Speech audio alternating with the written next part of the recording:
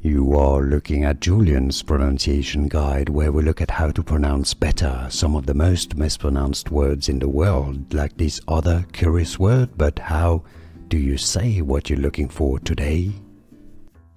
Let's learn once and for all how to pronounce this word correctly in English. If you want to learn more confusing vocabulary, stay tuned. I've got more videos for you you'll want to learn from. Disintegrate. Let's break it down. British English and American English pronunciations are similar. Disintegrate.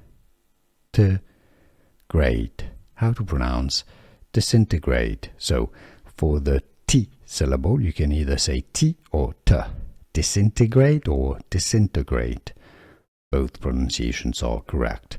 How to pronounce English pronunciation disintegrate. Here are more videos on how to pronounce more confusing words and names too many mispronounced. Like this video if you found it useful. I appreciate your support. I'll see you soon and thanks for watching.